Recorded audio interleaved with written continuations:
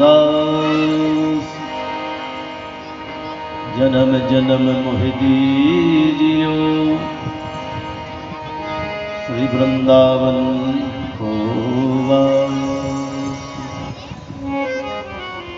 पूरी राधा सर्वेश्वर भगवान की जय। अनंत बलवंत हनुमान जी महाराज की जय। श्री सीताराम जी महाराज की जय। त्रिभुवन कमनीय योगी जन दुर्लभ देव देव प्रत्याशित ऋषि महर्षि महापुरुष चित्ताकर्षक भगवान निखिल सौंदर्य माधुर्य रसामृत सारभूतानंद कंद भगवान श्री राधा सर्वेश्वर की चरणारविंदों में कोटि कोटि नमन करते हुए मित्रों और श्री परम पूजनीय प्रातः स्मरणीय हमारे सदगुरुदेव भगवान श्री मुदगल जी महाराज के चरणों में वंदन। कोटि कोटि मंचस्थ सभी विद्वान श्री संतोष जी रामायणी और सुनील जी और श्री परिसर के सभी भक्तगण सभी माताएं सभी भक्तवृंद अपना परिवार तो अपना होता ही है मगर श्री दीपक जी ने कहा कि हमारा जो श्री परिवार है वो हमारे परिवार से भी ज्यादा हम लोगों को आनंद प्रदान करता है क्योंकि हम जहां रहते हैं ना वहां का माहौल क्या है। तो वास्तविक आप श्री संपन्न है सभी श्री माने भगवान की भक्ति भी होता है हो श्री संपन्न है आप सब और बहुत आनंद के साथ ये पूरी व्यवस्थाओं को बड़े अच्छे ढंग से सुचारू रूप से व्यवस्थित करते हुए हमारे श्री मंच संचालक भी जो हैं चंद्रशेखर जी शर्मा जो बहुत सुंदर व्यवस्थाएं सब करते हैं सबको जोड़ते हैं ये पूरी श्रृंखला तैयार करते हैं। आइए मित्रों बहुत आनंद के साथ सबको बहुत बहुत मंगलानुशासन करते हुए अब हम चलते हैं कथा की ओर बहुत प्रेम से प्रभु का ध्यान करते हुए हम भगवान का जो सबसे सुंदर मधुराष्टक है कीर्तन करते हुए और फिर उसके बाद भागवत कथा में प्रवेश करते।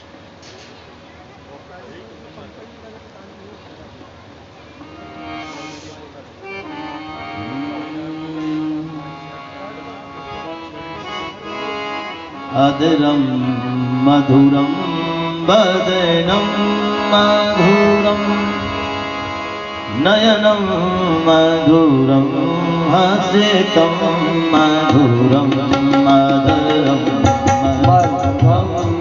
वदनम मधुरम नयनम मधुरम हसितम मधुरम अधरम मधुरम वदनम मधुरम नयनम मधुरम हसितम मधुरम हृदयम मधुरम गमनम मधुरम हृदयम मधुरम गमनम मधुरम मधुराधिपतेरखिलम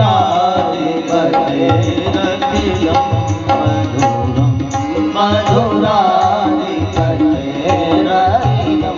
मधुरम अधरम। बड़े प्रेम से ताली बजाते हुए ठाकुर जी का ध्यान करते हुए मधुरम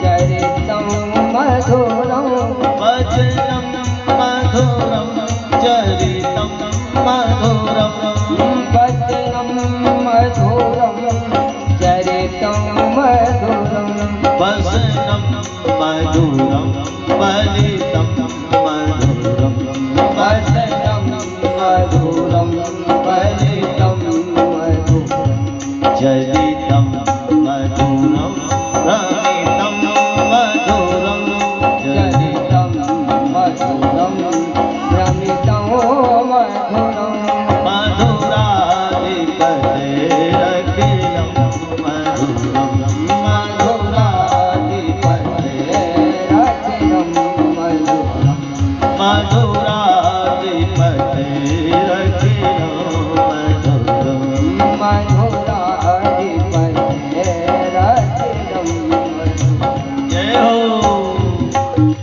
ठाकुर जी गैयाओं को चराने के लिए वृंदावन में इन जंगलों में जाते हैं। लौटते समय गोधूली बेला में भगवान का दर्शन किया है। पूरा वृंदावन मधुरमय हो जाता है। जय हो।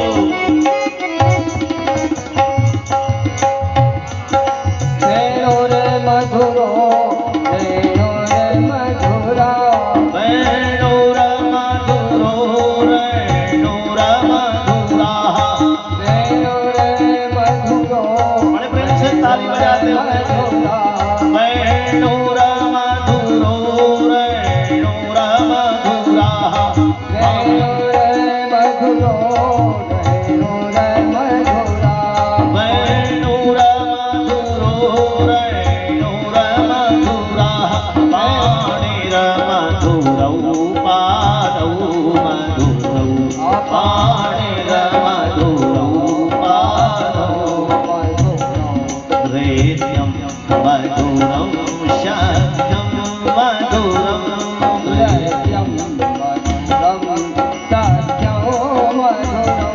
मधुराधिपतेरखिलं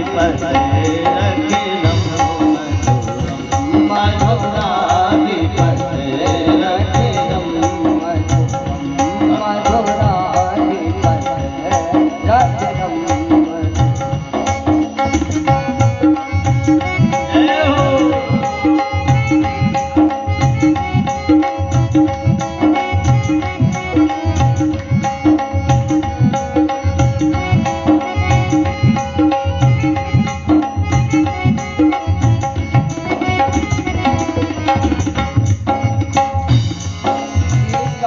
मधुरं गीतं मधुरं गीतं मधुरं गीतं मधुरं गीतं मधुरं गीतं मधुरं गीतं मधुरं गीतं मधुरं भूतं मधुरं सोक्तं मधुरं भूतं मधुरं सोक्तं मधुरं रूपं मधुरं तिलकं मधुरं रूपं मधुरं तिलकं मधुरं मधुराधिपतेरखिलं मधुरं मधुराधिपतेरखिलं मधुरं मधुराधिपतेरखिलं मधुरं करणं मधुरं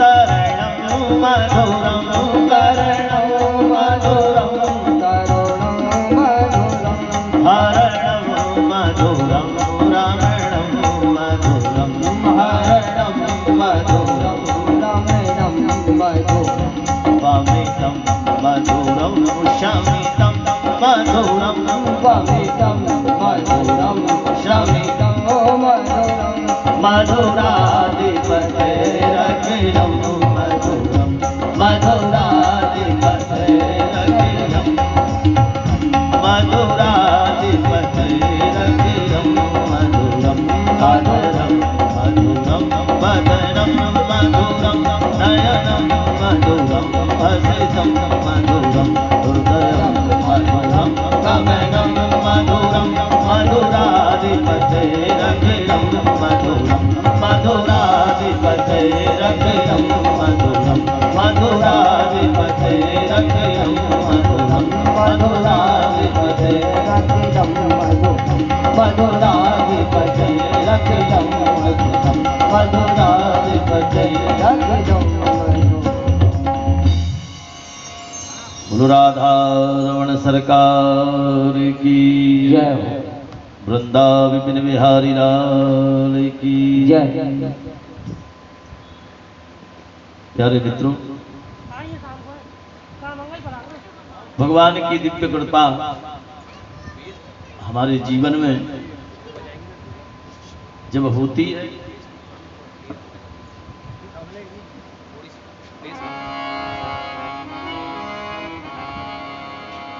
बोलो राधा रमण सरकार की जय।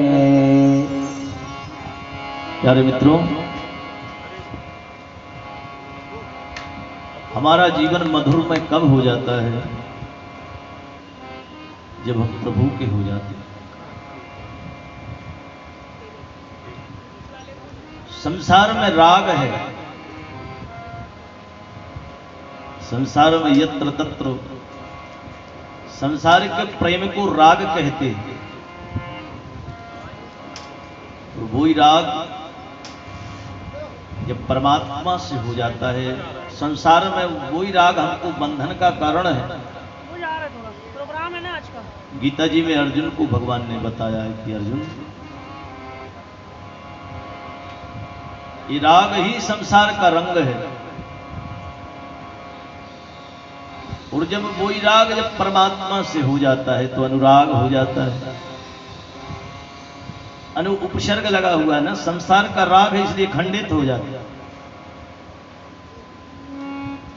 संसार की हर वस्तु परिवर्तनशील है ना, मगर भगवान कभी परिवर्तित नहीं होते, परिवर्तन नहीं होता उनमें, सदैव एक रस रहते। रसो वैशा इसलिए लिखा है वेदों में, इसलिए लिखा है बाबा ने, मिलाही न रघुपति बिनु अनुरागा,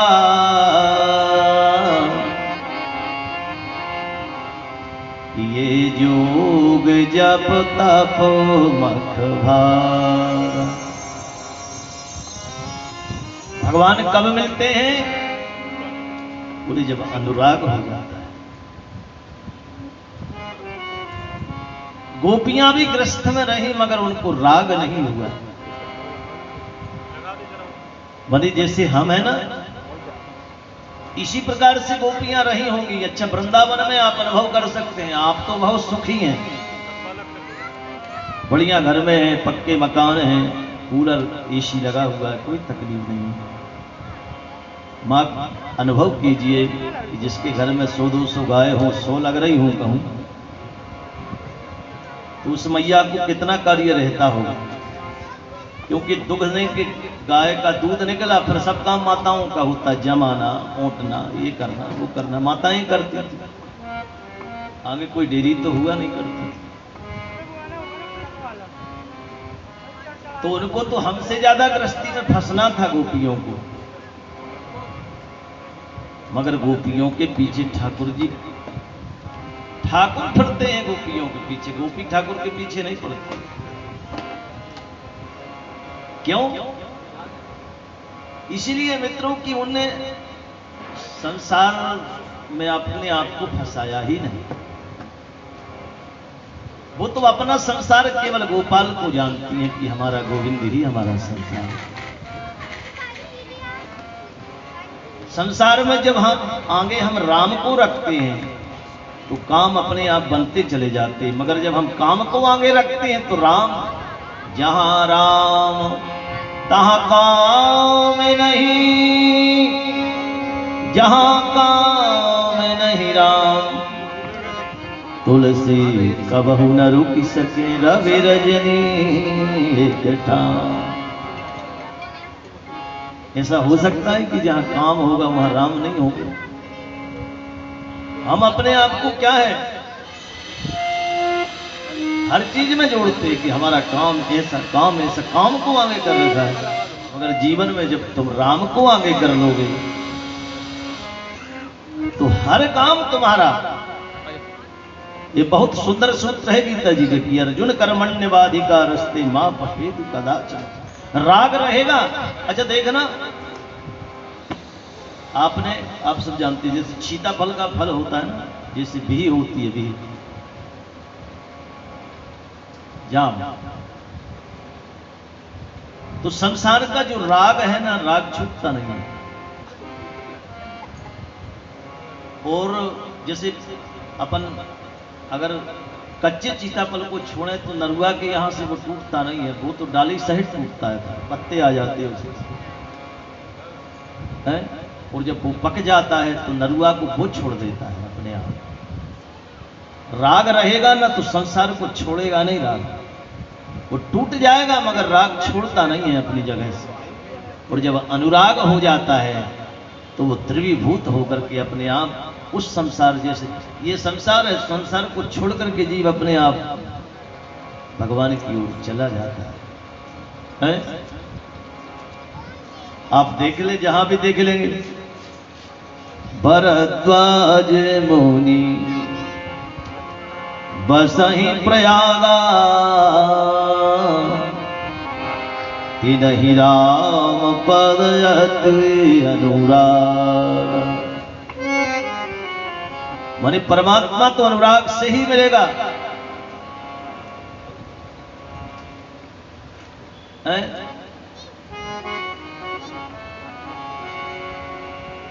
मिलहि न रघुपति बिनु अनुरागा, मिलहि न रघुपति बिनु अनुरागा, मिलहि न रघुपति बिनु अनुरागा, मिलहि न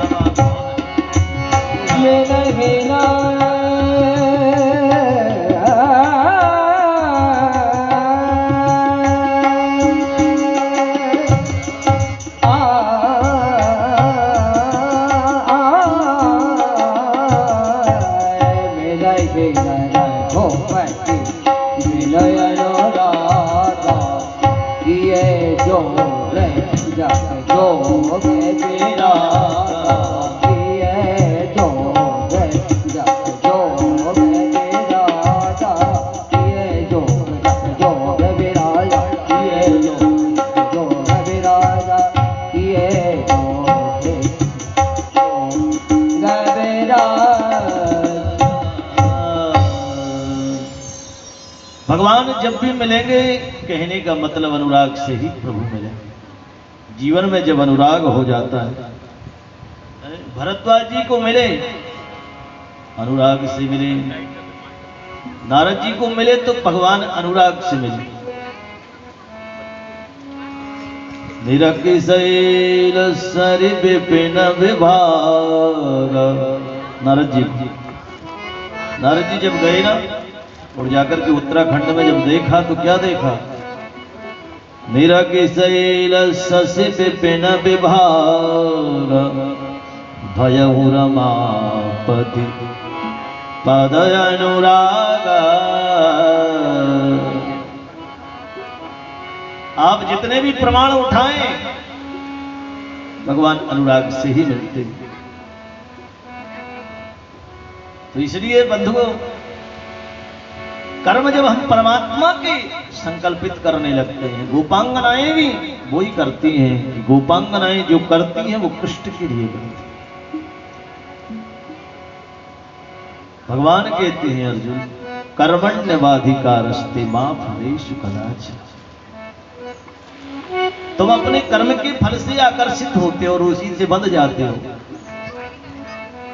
मगर जब तुम सब कुछ यत् करोषि यदस्नासि यज्जहोषि ददासि यत्, अरे अर्जुन, जो तुम करते हो, जो तुम खाते हो, जो तुम पहनते हो, सब मुझको अर्पण कर दीजिए, बस तुम्हारा बंधन खत्म। उसका जो अटैचमेंट है ना, उससे जो लगाव है उस वस्तु से, क्योंकि वो परमात्मा की हो गई ना, जब तक तुम्हारी रहेगी है? तो उससे तुम्हारा संबंध बना रहेगा। मगर जब प्रभु की हो जाएगी ना, और है भी प्रभु की वो वास्तविक। अब जैसे किसी के पास 1 लाख रुपए है तो लखपति हो गया ना, मगर वो लखपति नहीं हुआ, क्योंकि लक्ष्य 1 लाख रुपए है तो वो लक्ष्मी का पति नहीं हो सकता, पति तो भगवान ही है। आदमी यही भूल करता है कि है पुत्र मन पति मानने लगता है, और जब पति मानने लगता है तो पतन होने में फिर देर नहीं है। करोड़पति, अरबपति, अरे पति तुम कहां से हो जाओगे, पति तो कोई दूसरा ही है? तो इसलिए हाँ, पुत्र है, पुत्र के पास सब कुछ हो सकता है, मां सब कुछ। आर्द्राम पुष्करणीम पुष्टिम पिंगलाम पद्ममालिनीम। तो भगवती जब अपने पुत्र को देखती है तो आदृत हो जाती है, आंखें भर जाती हैं उसकी। तो इसलिए मित्रों, बहुत आनंद के साथ भगवान का अपना एक दिव्य आनंद है। कल मैंने आपको बताया था, बहुत आनंद के साथ भीष्म प्रयाण, और भीष्म जी जो है भगवान के शरीर में समाहित हुए। इसके बाद उत्तरा के गर्भ से परीक्षित का जन्म हुआ है। ब्राह्मणों ने बहुत आशीर्वाद दिए हैं। भगवान द्वारिका चले गए और उसके बाद यहां भगवान जब द्वारिका गए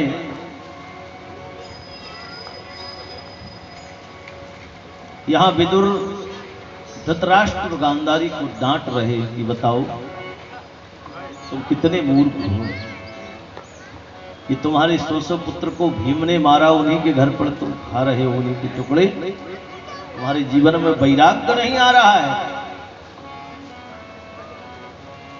इस प्रकार से ज्ञान दिया है। धृतराष्ट्र गांधारी जंगल में चले गए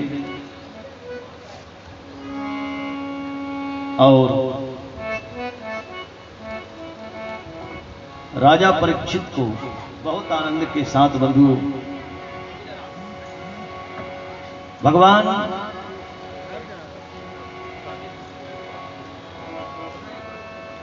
जो है भगवान अर्जुन को भेजा है। 5 पांडवों ने, अर्जुन गए हैं द्वारिका, 7 महीने तक रहे हैं। भगवान यदुवंश को जो है ब्राह्मणों का श्राप लग चुका है और एक दूसरे को मार रहे हैं, लड़ रहे हैं। उसी समय अर्जुन भगवान की पत्नियों को लेकर के आए और आज सब कुछ अर्जुन के पास है, मगर गोविंद नहीं है, प्रभु नहीं है। इसलिए भीलों ने लूट लिया अर्जुन को, अर्जुन कुछ नहीं कर पाए। इसलिए लिखा है समय समय की बात है, समय बड़ा बलवान।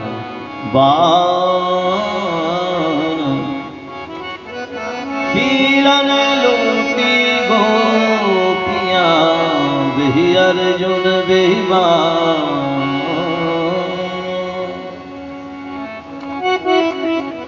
केवल गोविंद नहीं है, वही बाण है, वही अर्जुन है, वही गांडीव है, वो प्रभु नहीं है, प्रभु कृपा नहीं है।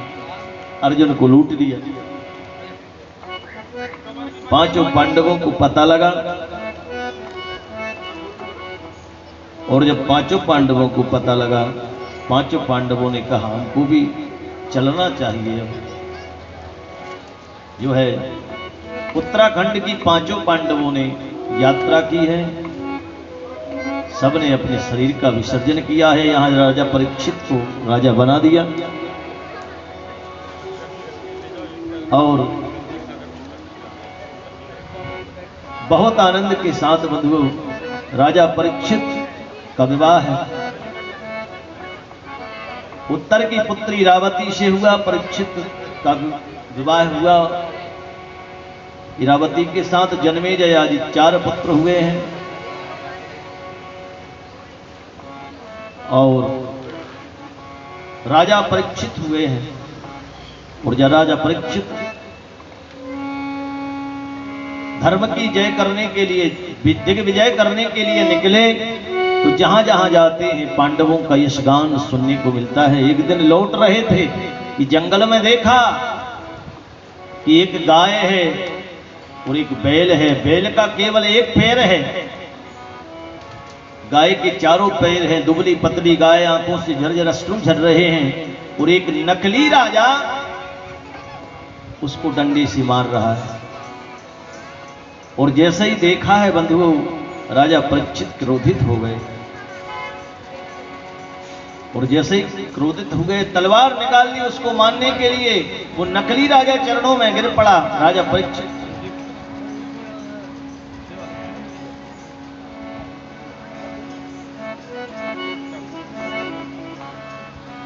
तो इसलिए जो है सूत्रवेशधारी जो राजा था, नकली राजा, वो चरणों में गिर पड़ा हमारा परीक्षित के। महाराज, मेरा नाम कलयुग है और मैं समय समय से आता हूं, और मेरा समय हो चुका है, इसलिए मैं आ गया। लोभ, अनृत, चोरी, कलह, दंभ, पाखंड, ये सब मेरे परिवार के लोग हैं। ये सब मेरे साथ रहते हैं। राजा परीक्षित ने कहा तेरे को नष्ट कर दूंगा, क्योंकि तुमने गाय पर हाथ उठाया है। गावो विश्वस्य मातरा, विश्व की माता गाय है, तू गाय को मार रहा था।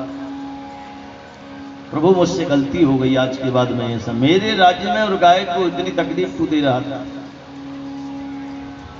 कलयुग ने कहा महाराज आप दंडित कर सकते हैं, राजा हैं आप, मगर एक मुझ में गुण है। कौन सा गुण है? कलयुग ने कहा कलयुग समयुग आन नहीं, जो नर कर विश्वास। गाय राम गुण गण विमलो, भवतर भी नहीं प्रयास।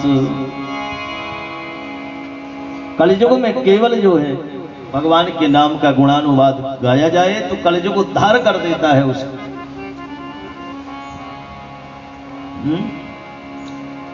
इसलिए राजा को दया आ गई। कलयुग जो परीक्षित को इसलिए 4 स्थान दिए। दूता, मानम, स्त्रियासूनम, यत्र धर्मश्चतुर्विधा। जुआघर, शराबघर, वैश्यालय और कसाई घर, ये 4 स्थान। फिर से चरणों में गिर पड़ा। प्रभु ये 4 स्थान दिए, मगर 4 बड़े खराब हैं, कोई एक अच्छा दे दीजिए। मुझ में एक गुण है, आपने जो बता दिया मैं वैसे ही चलूंगा। इसलिए जो है राजा ने दया करके एक स्थान उसको स्वर्णमय, सोने में रहने के लिए दे दिया कि ठाक 5वां स्थान तेरा स्वर्ण है। और स्वर्ण जब कहा तो मित्रों, उसी समय से कलयुग पूरे संसार में फैल गया और हर आदमी के गले तक है वो, ये समझ लेना। केवल स्वर्ण ऐसा नहीं कि पेटियों तक हो या लॉकर तक हो, नहीं नहीं, हर आदमी के पास। माने कलयुग बहुत ही नजदीक है आप, और विशेषकर माताओं के हैं, सोने बिना माताएं रहती नहीं है। तो इसलिए कलयुग बहुत नजदीक है, सावधान रहना पड़ेगा हम। कोई चोर हमारे बिल्कुल सांता ही दे रहा है तो भाई उसकी चोरी से हमको जो है,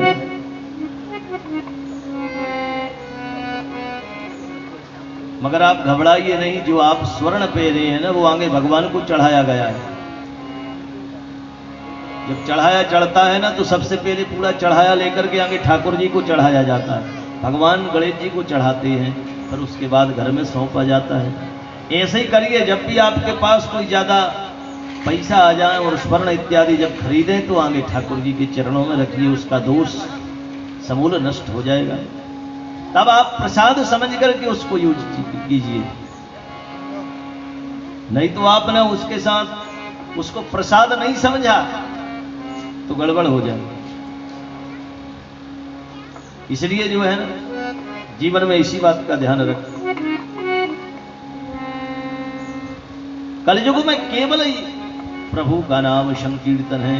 कलयुगे केशव कीर्तनात्, कलयुग में न तपो घर न वेदैश्च ज्ञाने नामति कर्मणा, हरिहि साध्यते भक्त्या प्रमाणम तत्र गोपिका। भागवत भी यही कहती है और मानस भी यही कहती है,